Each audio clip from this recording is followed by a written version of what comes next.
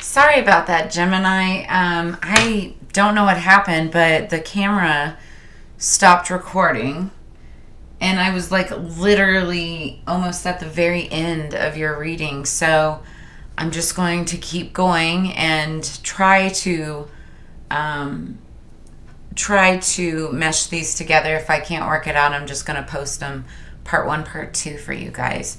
But anyway, so to summarize quickly for those of you who may be only catching the second part, holy crap.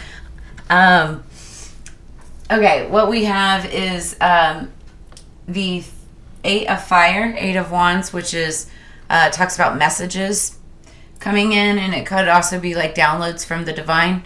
But that's clarified by the Page of Chalices. Pages are messengers.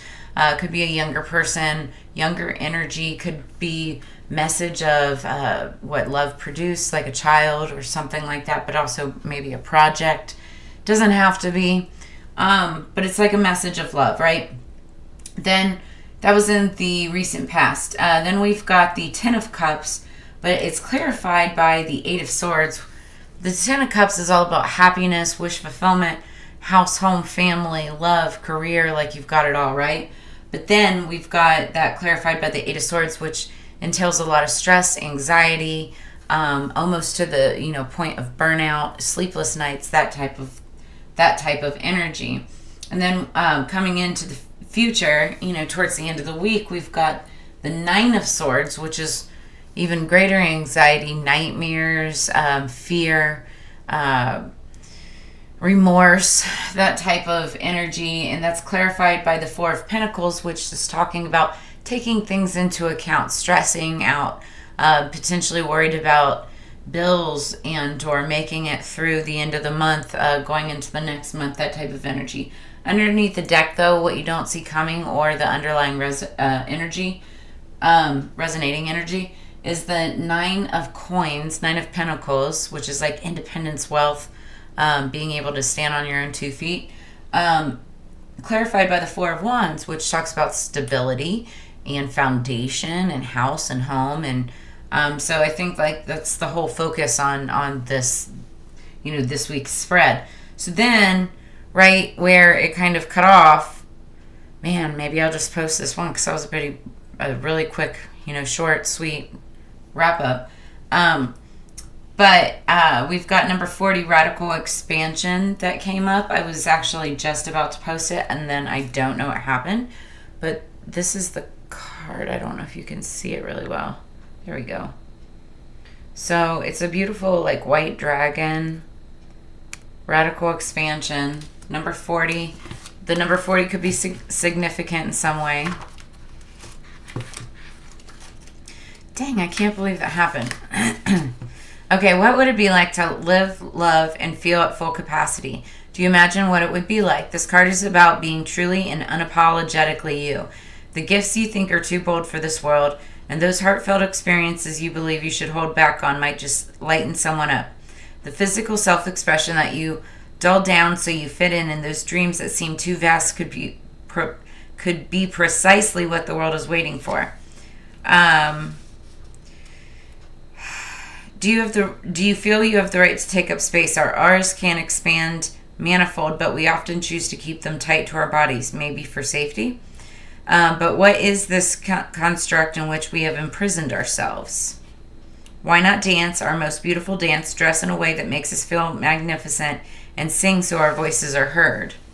So this is the time for expansion. You can be as big as your energy wants to be. Stop and consider anything that is holding you back. This card is the permission slip that allows you to let go of limiting stories and take up all the space you need. Have fun unleashing who you are. As bold and radical as some of your ideas or offerings might be, who is to say that they are not what the world is waiting for, what the world wants? Take note of any judgment of authentic expression toward yourself or others. Be mindful that creatively exploring unrefined expression may be what is needed right now. Remember to center yourself in your heart and be the masterpiece your soul always wanted you to be. That's really beautiful. Okay, so then we've got the Divination of the Ancients. Yeah, I feel like It really, okay, so it always gets harder right before it gets better. So I feel like you're having all of this build up stress and anxiety about maybe some things in your life that aren't working out, but what you need to look at is what is working out. And also understand that, like, you know, you always have to jump the hurdles as they come, and they'll come harder and faster towards the end before it gets better, before you can take a rest. So you might even have this independent wealth and stability coming in. Like, it may not be what's on your mind, it may be what's actually coming in the future, and you just don't see it yet.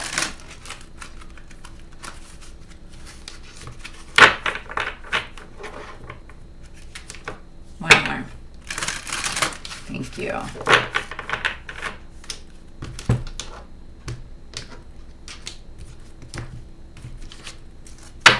Underneath the deck, we have crystals, healing. So you may want to pay attention to different crystals and stones that will energetically, you know, help you in your endeavors. Also, manifestation and spell work.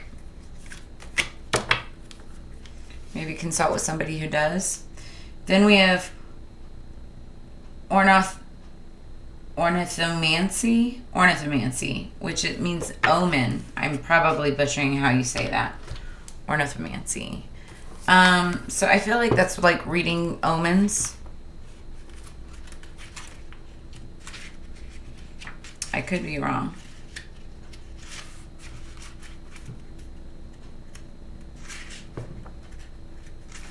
Okay. Be alert, for the signs are all around you. You have not heeded your internal alarm. So this flight of birds comes to warn you that you are in the process of making a huge mistake. You may be flying high at the moment, but could fall quickly and suffer a very nasty bump as you land. Already you have been swept away, but never fear. It's not too late to get back on track. Ask yourself what resonates with your truth and integrity. Take action accordingly. Soar freely above the commitments you have made. Liberate your mind and heart and allow your soul to take off. Incantation. All that glitters is not gold, but I believed what I've been told. This omen bids me to retreat as protection, not defeat. Do not ignore your intuition, messages, or signs. Think before doing anything that will take you from your true path. Someone is not being honest. This is not a time for new ventures. Do not move forward at this time. So, it's interesting. I may be speaking to, well, I mean, like I said earlier, not everybody has the same storyline anyway. But these, I don't know, these two cards are kind of like, they go against each other. One card is saying you're about to engage in radical expansion, which is a lot of change.